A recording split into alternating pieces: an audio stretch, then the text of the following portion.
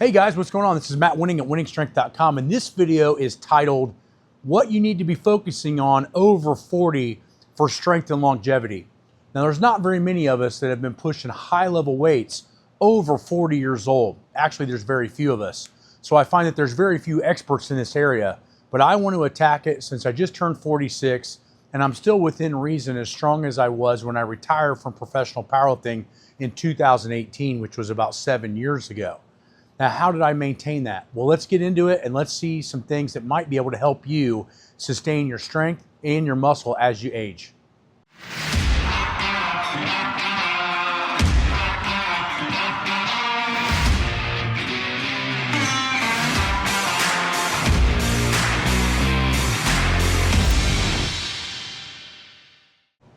The first thing that we have to hit on, and this really doesn't even matter if you're over 40 because I did the same thing in my teens, in my 20s, and my 30s when I was competitive lifting, and that is the law of 72 hours. The law of 72 hours states that you need almost 3 days of recovery between intensives training bouts. This has been proven in both Medvedev, Zatursky, and a lot of other Soviet-trained professors and coaches. Now, why is this important? It's important because it's not just a need of the muscles to recover, but you also need time for the central nervous system and the passive tissue to recover as well. Having a 72-hour break between similar muscle group training, i.e. if I do legs on Monday, I'm not really ready to do legs again until Thursday. This seems to not be a very crucial factor for a lot of the stuff that we see on the internet, right? We see, well, if you maintain a certain intensity, you can train every 24 or 36 hours. In my personal opinion, that's absolutely false, and it's 100% false after 40. You need that 72 hours of rest for the central nervous system, the passive tissue, and the muscles to be able to recover it in order for you to make progressions for long periods of time. The next thing, and probably one of the most crucial things that I had to learn even in my early 30s, is you need to warm up correctly. I've been talking about Wenning Warmups for many, many years, but I want to dive into how Wenning Warmups evolved. It evolved from switching from equipped lifting to raw lifting. And so in 2012, I go to my first raw bench press meet and I hit my first 600-pound bench. Now you got to remember at the time there had only been 15 people that had ever benched over 600, and I think there was only 4 or 5 people that had ever benched over 600 under the super heavyweight class. So it put me in a range of people that I felt were my heroes growing up. Now, fast forward about 6 months later, I go to do a full raw powerlifting meet. No knee sleeves, singlet and belt only, and I hit the third highest total of all time raw, my first raw powerlifting meet. But what I found was that 600-pound bench wasn't there after that gigantic 800-pound raw squat. And as I'm driving home from the meet, I'm considering what those issues might be. And the first meathead issue is I'm just not strong enough. I need to get stronger. But the year before, I had done a conference and spoke as a keynote speaker in Australia. And there was a lady there getting her PhD working with professional rugby teams, and she started talking about post-activation potentiation.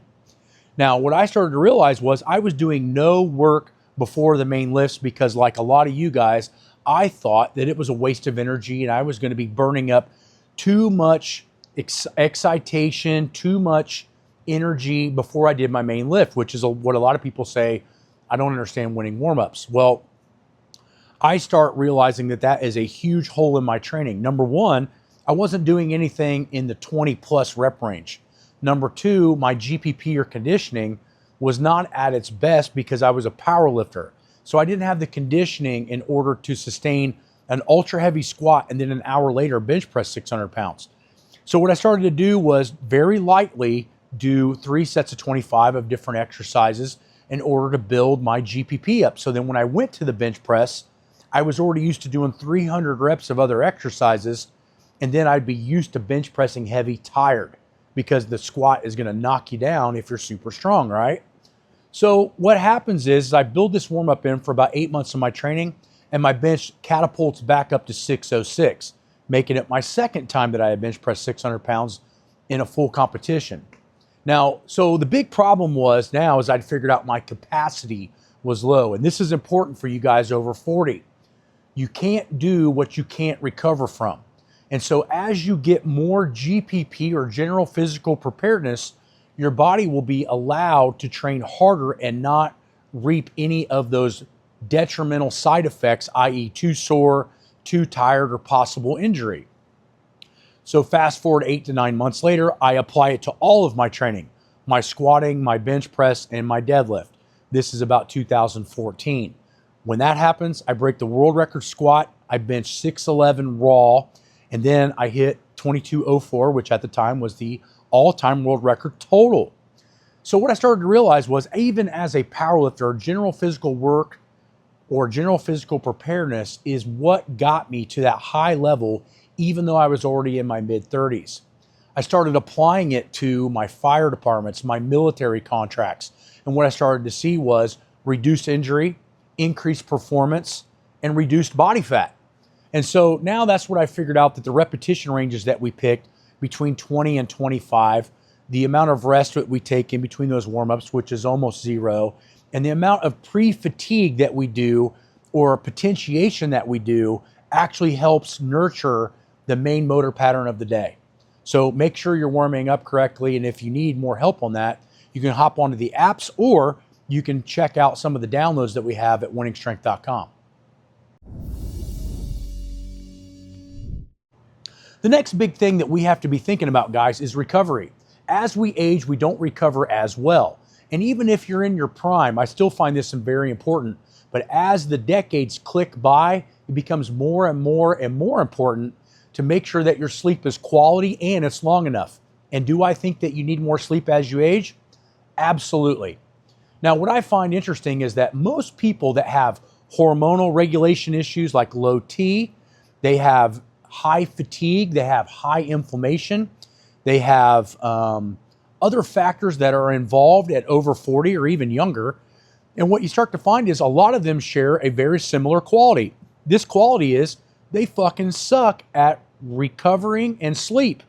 Most of them are only getting 5, 6 hours, and sometimes that's not their absolute fault. Kids, high stress job, all of these other things can cause major issues. But the ultra strict always are following a high level of sleep and sleep quality. What does this mean? Charles Poliquin many years ago told me that every hour before midnight of sleep is twice as recuperative as after midnight. So again, that was one of my kind of big deals as a younger athlete, is that I was always an early sleeper. I very rarely stayed up past 9:30. Now, I always got up early for work, so that kind of regulated that. But my point being is, guys, is if you're going to bed at 10:30, 11, or 12 o'clock, do not expect to recover from your training. So how do you make this more possible? Well, it's really interesting. What I try to do is before 8 o'clock, I get all my TV or my computer work or everything else done. After 8 o'clock, I try to eliminate all blue light. Blue light wakes the body back up and tells the body that it's daylight out. We don't want to do that right before we go to sleep. So watching TV before going to bed, things like that can be a huge Achilles heel in you not getting proper sleep. But the other thing I find is most of the people that I've assessed here with the bioprint have low magnesium.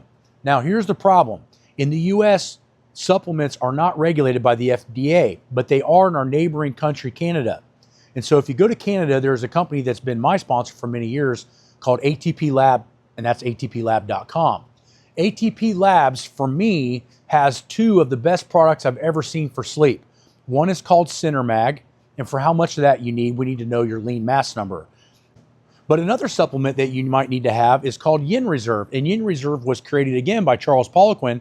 I take 1 scoop of that before I go to bed. I have vivid dreams. I feel like 9 hours is like 20 hours of recovery, and that's kept me training insanely hard. So I hope these little videos and all these little tips that I've given you has started to make you realize that some of the stuff that you're doing needs to be fixed, i.e. the warm-ups, i.e. making sure you're getting enough recovery. Those 2 things I think are probably the most important tips that I can give you for being over 40 and being in great shape. If you're having trouble with this, again, I would come on the website and sign up for a bioprint. At the very least, I would sign up for a phone consult. And again, if you're worried about if you're training smart or doing the right warm-ups, we have the apps and online coaching to be helping you through this process. So this is Matt Wenning at winningstrength.com. Hope to see you on the website and talk to you guys soon. I'm on a strength training program from a world-class powerlifter, a world record-holding powerlifter, Matt Wenning, and I've tagged him on this. Matt came by a few weeks ago. He was going across the United States on his Harley Davidson, and he stopped by. And a couple of years ago, he had made a program for me, but it was so foreign to me, it didn't make sense. Man, he sat down, broke down the program for me, so now I understand it, and it's been a lot of fun training with so much structure and with so much focus on posterior chain. My glutes, my hamstrings, my low back is weaker than a fucking kitten. It's embarrassing. So we're focusing on that. It's a well-rounded program, which you don't just do the traditional lifts. You're training a lot of accessory stuff, tricep stuff to improve your lifts. So I'm looking forward to seeing what the program's going to do me